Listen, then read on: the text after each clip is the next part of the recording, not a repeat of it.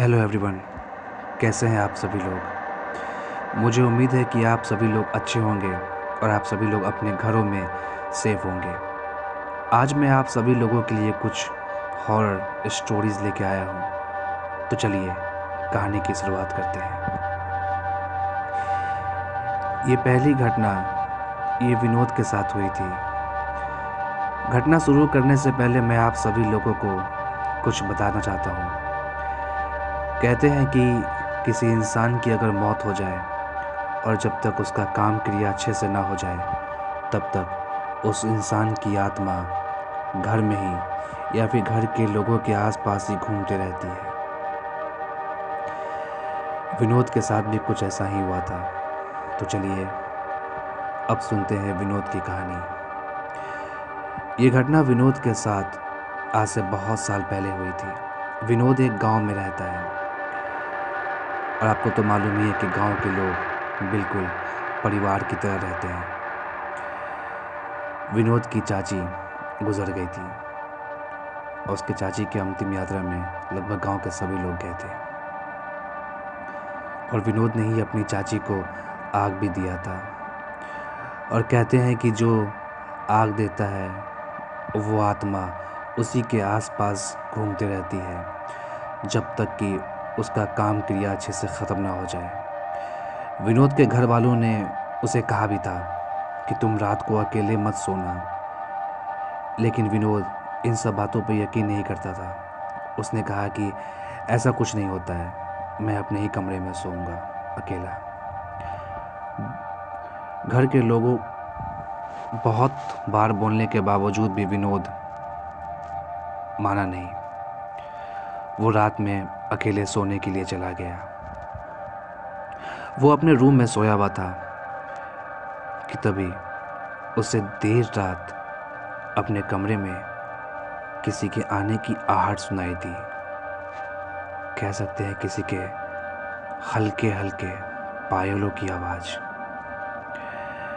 विनोद बहुत थका था और बहुत ही गहरी नींद में वो सो रहा था, लेकिन नींद में भी वो हल्का हल्का महसूस कर पा रहा था कि उसके कानों में किसी के पायल की आवाज़ आ रही है। खैर, फिर भी वो सोता रहा।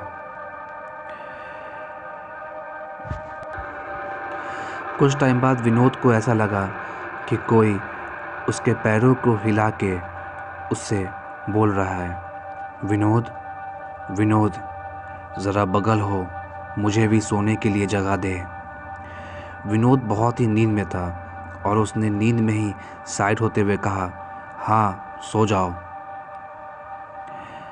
लेकिन विनोद उस आवाज़ को पहचानता था। वो आवाज़ किसी औरत की थी। लगभग 5 से 10 मिनट के बाद विनोद को कुछ एहसास हुआ कि अभी अभी जो उसने आवाज़ सुनी है, ये आवाज़ वो बहुत ही अच्छे से पहचानता है। अब वो डर रहा था। उसके दिल की धड़कन तेज हो रही थी। विनोद बहुत हिम्मत करके दूसरी ओर पलटा और जब वो पलटा तो उसके दिल की धड़कनें ही रुक गई।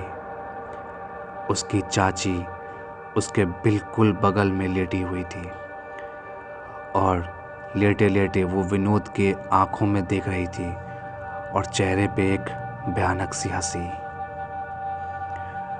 विनोद इतना डर रहा था कि वो चीखना तो चाह रहा था लेकिन वो चीख नहीं पा रहा था कि तभी उसकी चाची बोली, विनोद, मैं वहाँ शमशान घाट में बहुत ही अकेला फील करती हूँ, तू मेरे साथ चल। और ऐसा कह के वो एक झटके में विनोद के गले को जोर से पकड़ के दबाने लगी। विनोद चीखना चाह रहा था लेकिन उसने उसके गले को इतना ज़ोर से दबाया था कि वो चीख नहीं पा रहा था। फिर भी किसी तरह से हिम्मत करके विनोद एक बार ज़ोर से चीखा और उसके चीख की आवाज़ घर के बाकी लोगों ने सुन ली और घर के बाकी लोग जल्दी से उसके कमरे की ओर दौड़े कि तभी उसके घर के लोगों के आने के पहले उसकी चाची या फिर यूँ कह ले कि उसके चाची की आत्मा एक झटके में खिड़की से बाहर कूद गई और बहुत ही गुस्से से विनोद की ओर देख के बोली, मैं वापस आऊँगी फिर से और तुझे अपने साथ ले जाऊँगी। और ये कह के वो तेज़ी से जंगल की ओर भाग गई। जब विनोद के घर वाले उसके कमरे में पहुँचे तो वो विनोद को देख के दंग रह गए।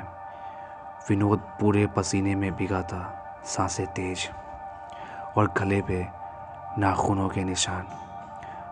उसने सारी बात अपने घर वालों को बताई और घर वालों ने अगले ही दिन पंडित जी को घर बुलाया।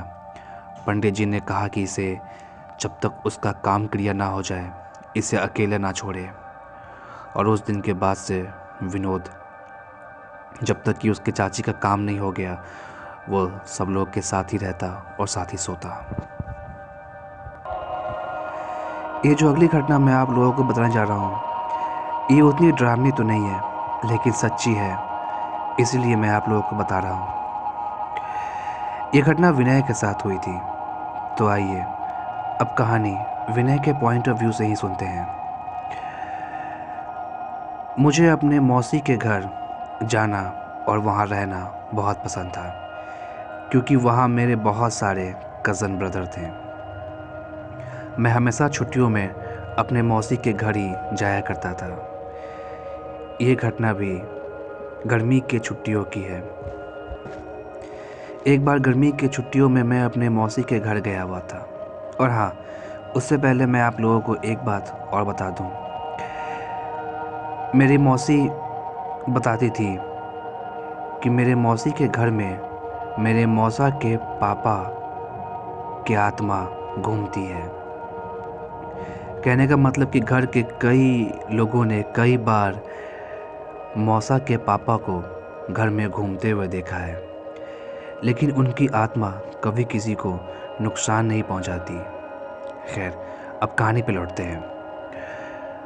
तो एक बार गर्मी की छुट्टियों में मैं अपने मौसी के घर गया हुआ था। हम लोग बहुत ही अच्छा टाइम स्पेंड कर रहे थे। दिन भर हम लोग खूब खेलते और रात में देर रात तक गप्पे मारते।